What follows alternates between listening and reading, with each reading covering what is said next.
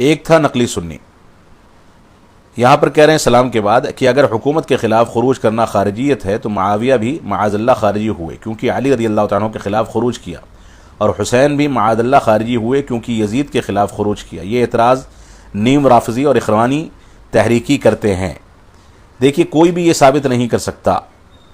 کہ امیر معاویہ رضی اللہ تعالیٰ عنہ نے حضرت علی کے خلاف خروج کیا تھا،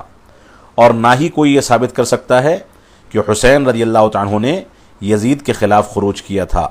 اس طرح کے اعتراضات اٹھانے والے وہ لوگ ہیں جو نیم رافضی ہیں جیسا کہ آپ نے کہا، یا اخوانی اور تحریکی ہیں۔ یہ لوگ اصل میں صحابہ کرام کی تنقیص اور ان کے اوپر تنقید کرنے کا عقیدہ رکھتے ہیں۔ ان کا ایمان بہت خطرے میں ہے، ایسے لوگوں کو توبہ کرنی چاہیے۔ تو یہاں پر سوال جو ہے وہ سوال بہت اہم ہے، لیکن اس سوال کی کوئی حقیقت نہیں ہے۔ حقیقت کیوں نہیں ہے؟ کیونکہ معاویہ رضی اللہ تعالیٰ عنہ حضرت علی کے خلاف صرف عثمان غنی رضی اللہ تعالیٰ عنہ کے مقتل کے معاملے میں تھے، یعنی وہ یہ کہتے تھے کہ حضرت عثمان غنی رضی اللہ تعالیٰ عنہ کو جن لوگوں نے شہید کیا ہے ان کو سزا دی جائے، اور علی رضی اللہ تعالیٰ عنہ کہتے تھے کہ جب وہ پکڑے جائیں گے اور دلائل اکٹھا ہو جائیں گے، ثبوت مل جائے گا کہ کس نے قتل کیا ہے تو میں ضرور سزا دوں گا۔ تو امیر معاویہ رضی اللہ تعالیٰ عنہ کا مطالبہ بھی برحق تھا، اور حضرت علی کا عذر بھی رضی اللہ تعالیٰ عنہ کا عذر بھی برحق تھا۔ امیر معاویہ رضی اللہ تعالیٰ عنہ نے کسی بھی موقع سے اس ایک مسئلے کے علاوہ یا اس ایک مسئلے کے بنیاد پر چند مسائل جو پیدا ہوئے اس کے علاوہ کبھی بھی حضرت علی رضی اللہ تعالیٰ عنہ کی مخالفت نہیں کی، بلکہ بسا اوقات دشمنوں نے ان کے سامنے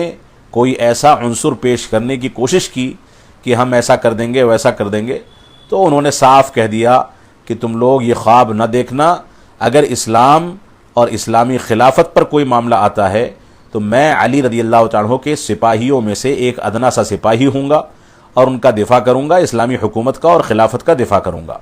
یہ معاویہ رضی اللہ تعالیٰ عنہ کا اپنا موقف تھا، وہ ہر چیز میں اطاعت کرتے تھے۔ ایک جو مسئلہ تھا جس مسئلے میں ان لوگوں میں کسی حد تک اختلاف تھا، وہ مسئلہ دونوں جانب سے درست تھا، ان کا مطالبہ بھی درست تھا، اس جانب سے عذر بھی درست تھا۔ لہذا یہ کہنا کہ انہوں نے خروج کر دیا اور وہ خارجی ہو گئے، یہ کہہ دینا بالکل غلط ہے، یہ باطل اعتقاد ہے۔ جو شخص ایسا اعتقاد رکھتا ہے اس کو توبہ کرنی چاہیے۔